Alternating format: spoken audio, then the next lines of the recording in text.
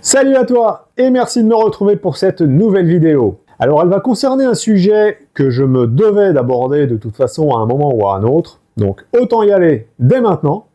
Je voulais te parler de la cohabitation entre guillemets des sites et applications de rencontres, des love coach et des agences matrimoniales.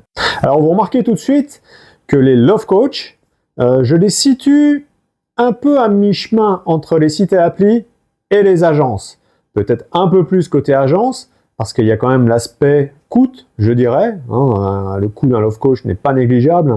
Un site ou une appli de rencontre est souvent beaucoup plus abordable. Mais voilà, on se retrouve finalement avec ces trois grandes catégories. Alors, les sites applis de rencontre, eh bien, vous les connaissez, les mythiques, les Tinder et autres Badoo. Grâce, entre guillemets, à mon grand âge, j'ai pu les tester il y a bien longtemps, à l'origine du web, presque j'ai envie de dire.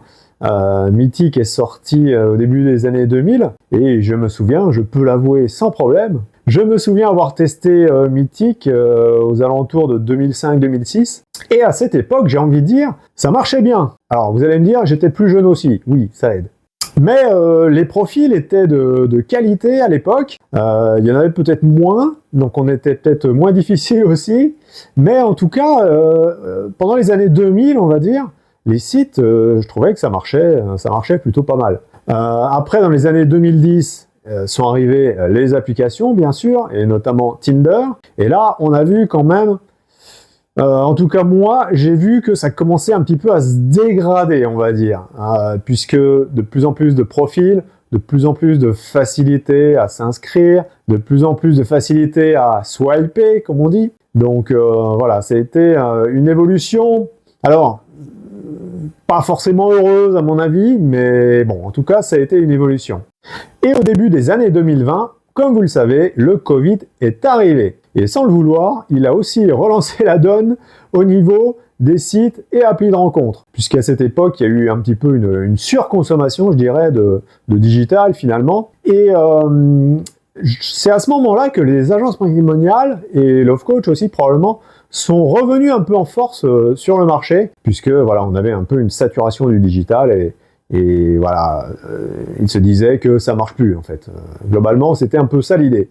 Vous imaginez que dans le cas de Winger, eh bien j'ai regardé quand même pas mal de vidéos sur YouTube, etc. sur le sujet, et il s'avère que les Love Coach ont plutôt tendance à préconiser les sites de rencontres. Alors évidemment, vous allez dire que je prêche pour ma paroisse, évidemment, on va y revenir un peu plus tard, mais en tout cas, j'ai plusieurs exemples. Alors, je vais vous montrer un petit extrait d'une interview de Clémence Mermet-Maréchal, qui est sur Lyon, il me semble, et qui est pour, on va dire, les sites de rencontres. Allez, on l'écoute ensemble et on en reparle après.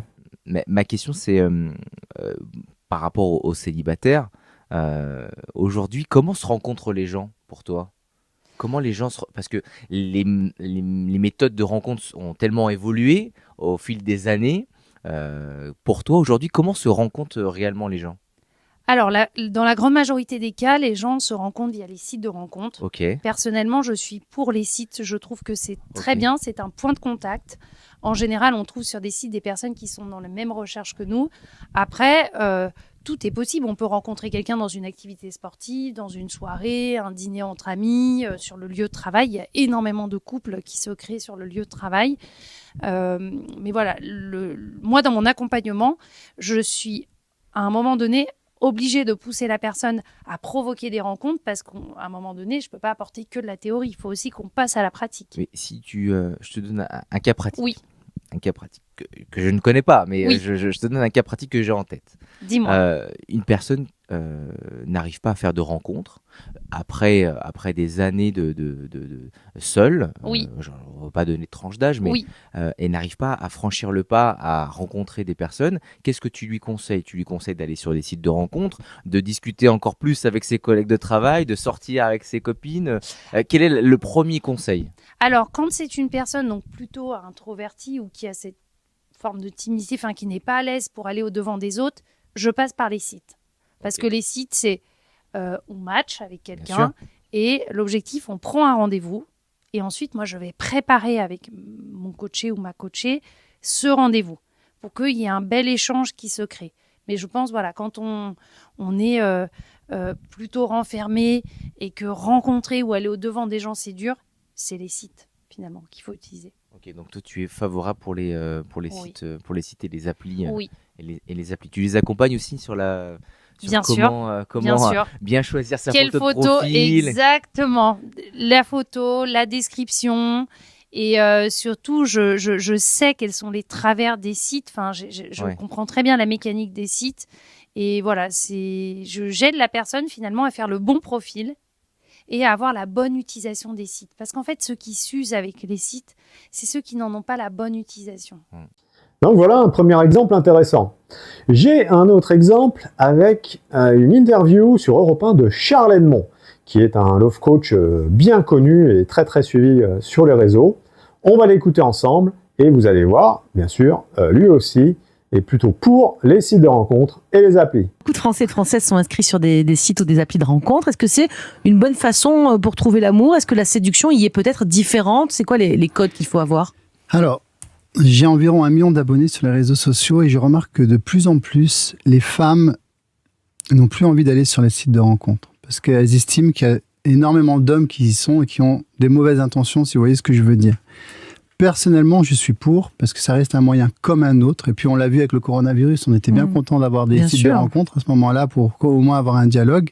Quel conseil vous donnez pour bien séduire, on va dire, sur les réseaux sociaux? Parce que j'imagine que les conseils sont pas les mêmes quand on se rencontre virtuellement.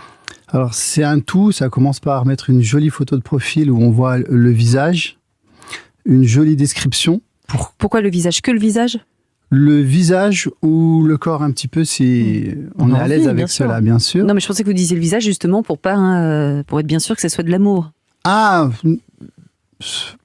ça dépend ce qu'on met en photo aussi Oui, mal après. partout, Julien. quand Moi, je même. vois pourquoi pas. D'accord, donc une photo en pied. Mais c'est une bonne question, puisque bon, c'est vrai que certaines vont montrer autre chose en photo. D'accord, donc un beau visage et sinon Une belle description, c'est très important parce que ça va permettre à l'homme qui va venir vous aborder d'avoir des choses sur lesquelles rebondir pour venir vous aborder et sortir un peu du « salut, ça va ». Et enfin, un dernier exemple que j'ai trouvé sur le site de Christelle Verfailly, qui est une love coach assez connue aussi en France. Et elle parle très librement des sites de rencontres et des applis sur son site internet, Dame de Cœur. Voilà, je vous montre ça rapidement à l'écran. Donc voilà, c'est pas du tout déconseillé, sinon elle n'aurait pas mis ça sur son site. Je ne pense pas.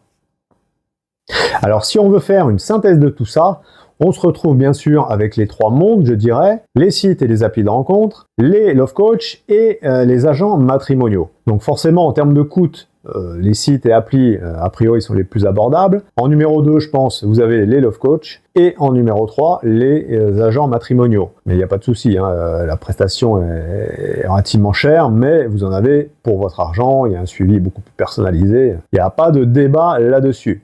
Et pour en revenir à Winger, alors bien sûr, à la base, c'est plutôt destiné aux particuliers, mais en fait, l'occasion, j'ai envie de dire, est trop belle pour essayer de réunir ces 3 mondes. Car tout le monde peut y trouver son compte. Et le but du jeu, c'est d'avoir un maximum de personnes connectées pour qu'il y ait un maximum d'échanges entre eux. Et notamment, et à mon avis, ça arrivera, c'est sûr, un particulier qui va chercher à la base un autre particulier dans sa ville, par exemple, eh bien, il va tomber sur des agences qui se seront bien sûr inscrites sur Winger auparavant, des agences qu'il n'aurait peut-être pas connues sans Winger, et donc voilà, il pourra rentrer en contact avec eux, prendre rendez-vous, etc., même si à la base, il n'était pas du tout dans son idée. Donc, encore une fois, l'occasion est trop belle pour ne pas essayer de mélanger ces 2 mondes. Alors forcément, il y aura certains love coach, certaines agences qui ne seront pas du tout pour ce principe du mélange, on va dire. La plupart, peut-être, on verra, l'avenir le dira, mais la plupart des agences tiennent à rester indépendantes et un peu voilà, dans un cercle fermé. Mais je pense que toutes ne sont pas comme ça. Certains agents matrimoniaux vont être beaucoup plus ouverts et plutôt que de faire patienter leurs clients peut-être des mois avant de leur trouver chaussures à leurs pieds, eh bien, ils vont peut-être aller ailleurs et essayer de trouver d'autres moyens pour arriver à leur fin et rompre le célibat de leurs clients. Voilà donc pour ce petit point que je tenais à faire. Je tenais à vous montrer aussi que les Love Coach poussent plutôt pour les sites de rencontres, ça c'est quand même pas négligeable. Et puis voilà, en espérant que tout le monde trouve son compte sur Winger. À bientôt, merci.